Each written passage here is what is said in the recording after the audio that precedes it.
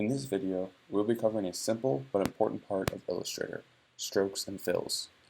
We'll go over selecting each, how to change their colors, and how to manipulate stroke paths in a variety of ways. So jumping in here, let's go ahead and look at the difference between fill and stroke. So simply put, whenever you create an object or shape within Illustrator, it's created with a combination of anchors and paths. So if I were to drag this square over here, you can see these guidelines here showing these simple paths that are creating this square here. So strokes are outlines that follow these paths, and they can be made in a variety of widths and weights. Fills fill in everything that's between those paths. So strokes essentially follow the paths, and fills, as the name would suggest, fills in the paths. As you can see over here, this shape has a fill and stroke. And if we look down here at our fills and strokes palette, we can see that both the fill box here and the stroke box have a color selected. Our next square over, if you'll notice, if I try to click in the center of it, nothing happens because there's nothing here. The shape or the paths are only existing where this stroke is on the outline. And if we go over here to our palette, we can see that the fill box has this red line through it, indicating that there's no fill. On our next square, with just a fill, as you can see here, we have a blue fill, but our stroke has that red line through it, indicating that there is no stroke around this square.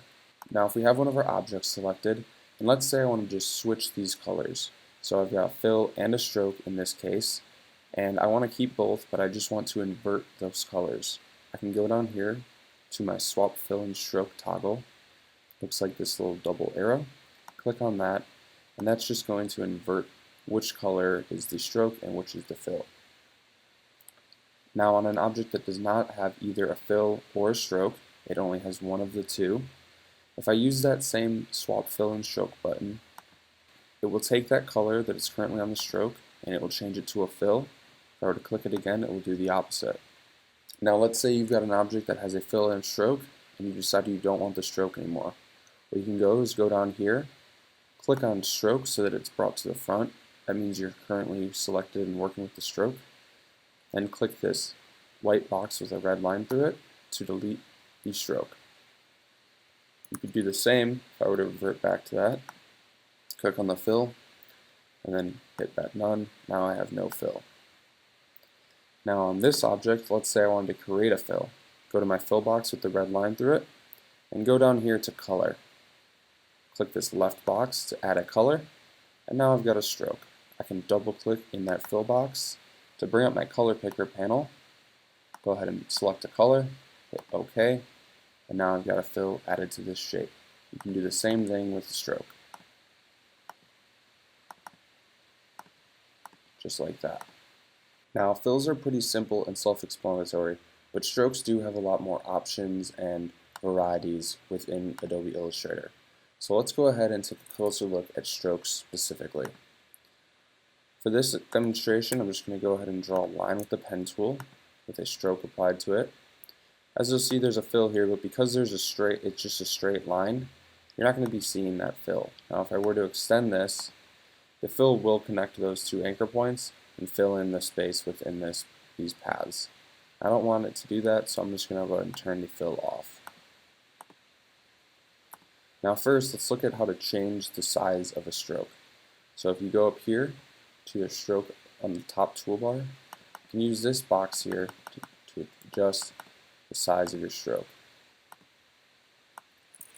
either by using the drop down, the arrows, or by typing in your own value. Next, if we click on the word stroke here to open up our stroke panel, or alternatively go to Window, Stroke, and bring up our stroke panel that way, we can see that we have a lot of options here while working with a stroke or a stroked object. First, we have cap. Now the cap is going to be the endpoints of any open-ended stroke. If I select round cap here, you'll see that the ends of my strokes are now rounded, and this can be quite helpful when designing. Next, looking at corner, I have the ability to round join or bevel join my corner. And as you can see, that's affecting any sharp corners where two paths intersect in your path or your stroke. You can do the same thing here with a square, and as you'll see, because I have round corner join selected, I now have this square with these rounded corners. Next, let's look at the alignment of our stroke. As you can see here, we have three options: align stroke to center, which is default, align stroke to inside, or align stroke to outside. If I click through these, you'll see that the stroke changes position on the object. What this is doing is aligning the stroke along the path in different ways. So right now, align to center, the path is in the center of the stroke. So if I were to expand my stroke size, you can see that the path remains in the center of that radius. However, if I were to switch to align stroke to inside and then decrease or increase my stroke, you'll see that it only moves in one direction, towards the center, and that the path is on the far outside of the stroke. With align stroke to outside, it's the opposite. And you'll see here that it will expand outwards, and that the center shape stays the same. This can be helpful in a variety of applications. I find it very helpful when working with text and outlining text. I usually like to align it to the outside so that my inner font does not get affected. Next, let's go ahead and look at stroke profiles. I'll just duplicate this on here and go ahead and go to this drop-down box along the top here, or on my stroke panel, this bottom box here called Profile. If I click this drop-down, you'll see a variety of stroke profiles, and as I click through these, pay attention to what happens to the stroke over here.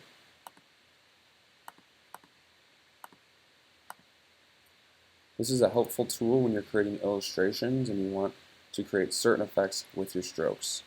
Now if I have this profile going, but I actually want the tapered end to be on this other side of my stroke, next to my drop-down box here I have this flip along button here.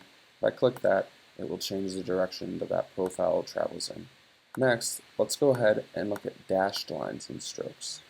So if I were to create a square here with a stroke outlined, I can click on dashed line here in my stroke panel, and as you'll see, this is going to break that stroke up into dashed or dotted lines. So to start, let's set the dash to 15, and we can leave the gap at 15 as well.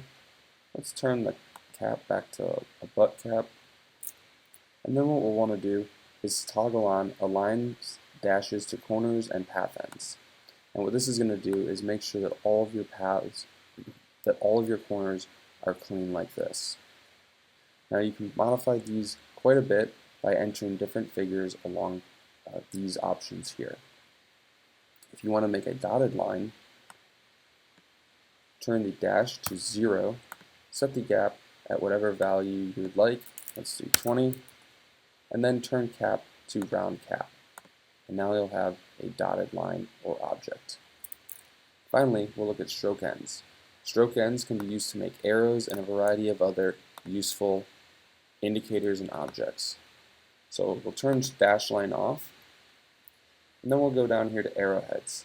If I click on this drop down, you'll see that there's a wide variety of different cap ends. There's a wide variety of different arrows you can choose, tails of arrows, and other objects like circles, squares, or even pointer fingers. Now you can select stroke ends for both sides. So let's say I wanted an arrow on this side, and then the opposite side I wanted an arrow end like this, and now I've got this arrow object. The proportions look a bit off though, so I'm going to go ahead and select this stroke, go down here to scale, and let's go ahead and scale these down to maybe 50% each. And now I've got a nice arrow graphic here. Strokes and fills are a pretty simple concept within Illustrator, but there's something that's really important when you're starting to create more graphics, artworks, and illustrations. And playing with these different stroke effects is going to allow you to really dial in your artwork.